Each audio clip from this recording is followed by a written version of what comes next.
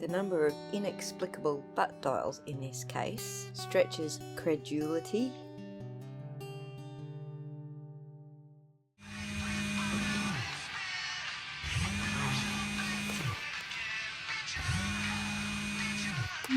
Hello? Hello? What do you want? You called me. Hang on a second, let me... I must have butt dialed you. Who is this? But I do digress. Today, we're going to have a look at the timeline. To me, the critical part of the timeline is this period where Officer John O'Keefe leaves the Waterfall Bar, arrives at the Albert residence on 34 Fairview, and then is not seen or heard from again until his body is found the next day. What happens the next day is completely beside the point. It's this period where he arrives at the house and he's not seen again that I want to focus on. In particular, where witnesses, who technically didn't witness anything related to the actual incident, had to go back and change their stories to suit other evidence that came along during the investigation. As you may or may not be aware, the trial began on Monday with opening statements, and this critical part of the timeline, where Officer John O'Keefe was actually murdered, is crucial to both the defence and the prosecution. So let's skim through what we currently know. As we currently know from CCTV footage released not by the defence but the prosecution, that Karen and John were at CF McCarthy's doing their own thing that night. Our timeline picks up at 8:45 p.m. when Julie Albert, wife of the homeowner Brian Albert, texts John O'Keefe to come to the Waterfall Bar.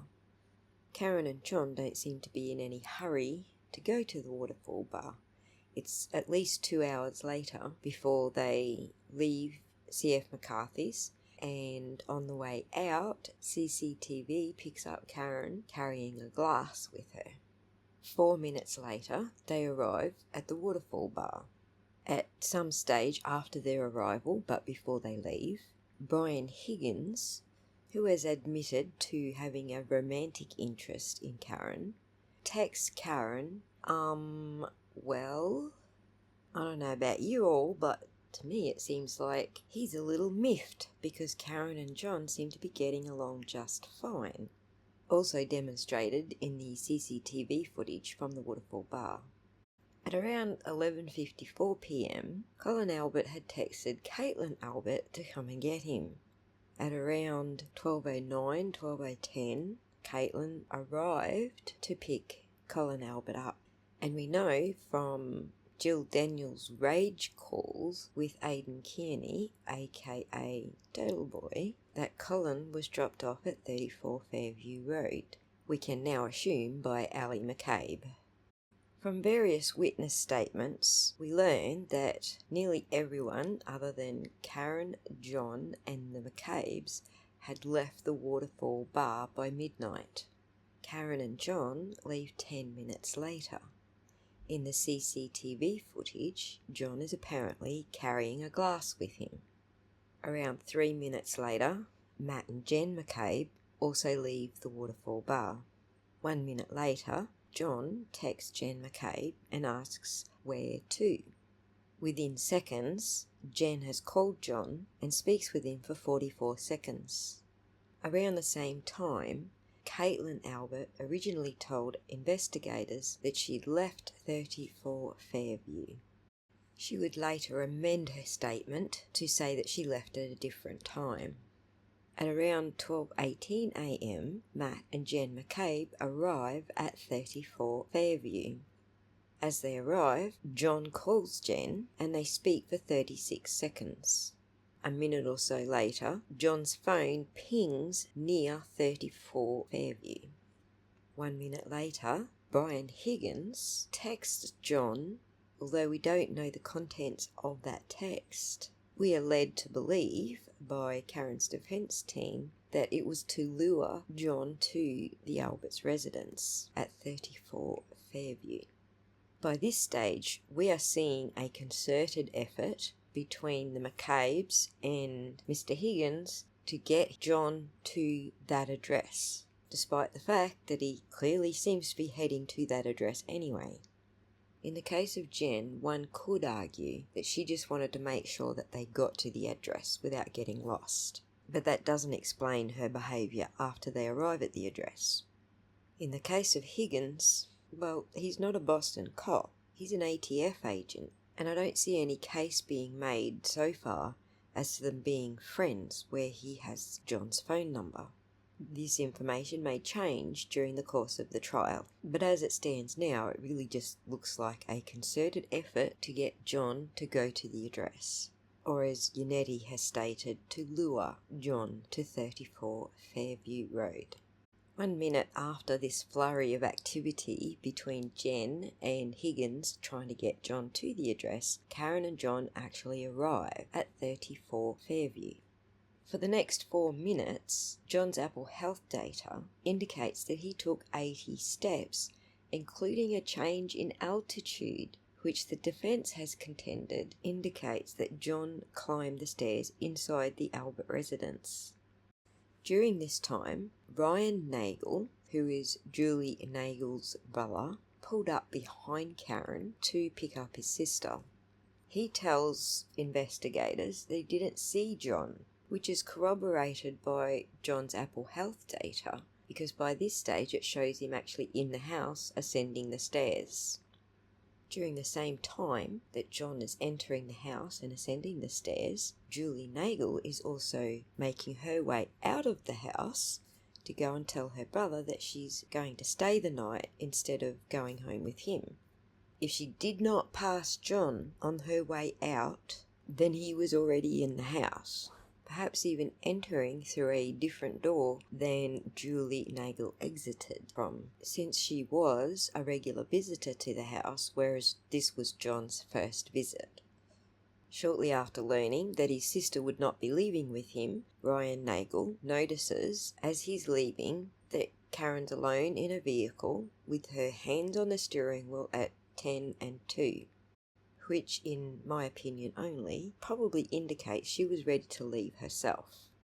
Now, this is where things get a little bit messy for Jen McCabe, because her texts show that she's asking if John is here yet.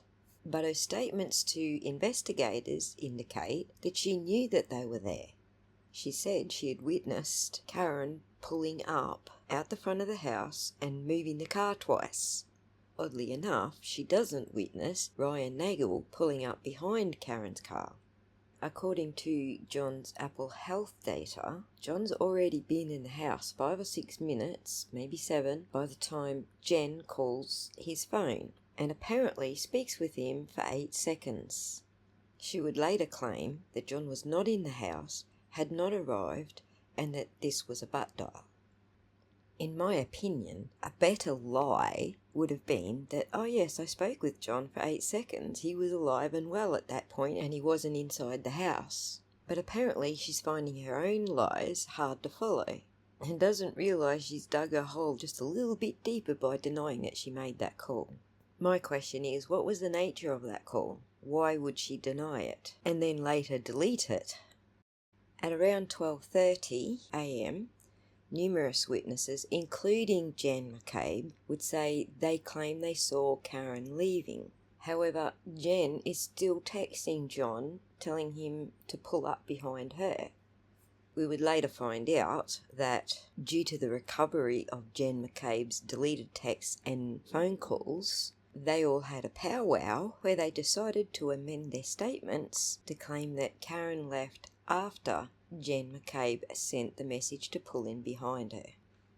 Approximately 2.5 minutes after Jen's alleged butt dial to John's phone for 8 seconds, John's phone mysteriously takes 30 quick steps, which we discovered through Olivia's brilliant deductions is the exact distance from the front door of the house to where John's body was later found, and these would be the last steps recorded by Officer John O'Keefe's phone until his body is found the next morning. At around the same time-ish, Colin Albert rings Erin Beattie looking for a quick exit away from the scene. Unfortunately for him, Erin didn't answer her phone, and he was forced to look for another way to make a quick exit. We still don't know to this day who ferreted Colin away from the house. However, I guess we'll find out during the trial. Because we didn't get a lot of data to look at from Karen's phone, we actually don't know at this point in time what time she actually did leave 34 Fairview Road. It's long since been speculated that Google Maps or Waze would have taken her the shortest route home, and this route would have taken her right by the library in Canton. It's a very big mystery how Canton Library CCTV footage doesn't show Karen's car going past. In fact, the very moment her car would have gone past is missing. We aren't talking about footage that was never collected by the police. We're talking about footage that was collected, but that couple of crucial minutes when Karen goes by is missing. And it won't be the only footage in this trial that has bits and pieces missing. At 12:40, Jen McCabe texts John again, but we already established 10 minutes ago at 12:30 that she already knew Karen and John had arrived. She told detectives she saw them with her own eyes, and yet here she is again texting John, acting like she doesn't know where he is. A minute later, Karen arrives back at John's place at One Meadows and leaves him an angry voicemail. We've all heard that voicemail. You can hear her high heels clicking on the concrete in his garage. Meanwhile, Jen's still blowing up John's phone. She makes a phone call at 12:41 and then at 12:42 sends a text, "Where are you?" 12:43, another phone call that goes unanswered. 12:45 is the new time that witnesses claim they saw Karen leave after the previous time they stated had been proven to not quite fit into the timeline. Meanwhile, Jen's still blowing up John's phone with a 12:46 unanswered call, a 12:47 unanswered call, a 12:50 unanswered call, and then all of a sudden, just like that, she doesn't care if John's coming or not now. This is very odd behaviour for somebody who's not his girlfriend. If she does indeed believe he's sitting outside the house and just hasn't come in yet, she's acting more than desperate. I mean, he could just be out there necking with his actual girlfriend or arguing with her. Either way, he's entitled to do that. Why is Jen blowing up his phone trying to get him to come inside the house? Or maybe she's just laying the groundwork for an alibi. As far as what we know so far, things seem to settle down a little bit for half an hour. I'm not going to be surprised to learn during the trial that there's a whole lot more that went on in that half an hour. However, at 1:30, Brian Higgins leaves 34 Fairview. He says to go to Canton PD. We later learn from the defence team that he did a whole lot more than going back to Canton PD to work. 15 minutes later is Caitlin Albert's new departure time from 34 Fairview. She now claims to be the last one to leave. However, Matt and Jen McCabe say that they left at 1:47, which is a couple of minutes after Caitlin Albert. Therefore, she was not the last to leave. Jen and Matt take Julie Nagel and Sarah Levinson home, and then they arrive home at 2:12 a.m. About 10 minutes later, while making out with his wife, Brian Albert claims his butt. Dial Brian Higgins. And then the darndest thing happens. Higgins' butt answers. And Higgins' butt speaks with Albert's butt for about 22 seconds. Now, I don't really want to know what the butts were saying to each other, but whatever it was, it caused Jen McCabe to go into a flurry of texting and deleting and searching for how long to die in the cold. Weird, right? But hey, the weird shit doesn't end there. According to Trooper Michael Proctor, the lead investigator, the roads apparently were not ploughed that night or that morning. Considering they were expecting a blizzard the next day, that just didn't sit right for that wicked blogger whose very name makes everybody lose their minds. Yeah, that one, Turtle Boy. As it turns out, he tracked down the plough company who was assigned to that area.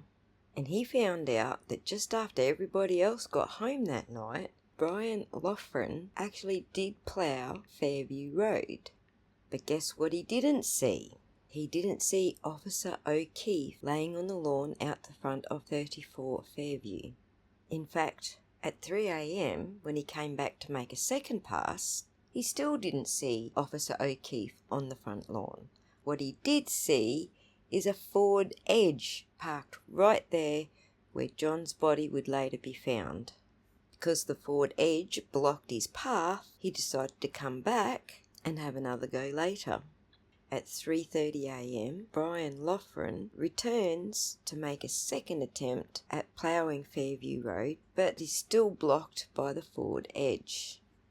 Now in day 2 of the trial, we hear multiple police officers reporting that the road had been ploughed, but not recently. Basically corroborating Brian Loughran's story that he couldn't plough it the second time because there was a Ford Edge in the way. I don't know about you all, but it seems to me that D.A. Morrissey's lost his cotton picking mind. I mean, we needed to put a timeline together so that we could keep track of everybody's changing stories. Meanwhile, he claims they're all so credible. Pfft, credible my ass. Wait till you see the next timeline. So this will be the next video. We'll cover the following morning because that timeline is just as cray-cray as this one. This will be the first statement of its kind in my dozen years as Norfolk District Attorney. The harassment of witnesses in the murder prosecution of Karen Read is absolutely baseless. It should be an outrage to any decent person, and it needs to stop.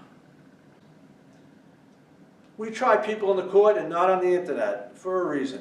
The internet has no rules of evidence. The internet has no punishment for perjury. And the internet does not know all the facts. What is happening to these innocent people, these witnesses, is wrong and it needs to stop.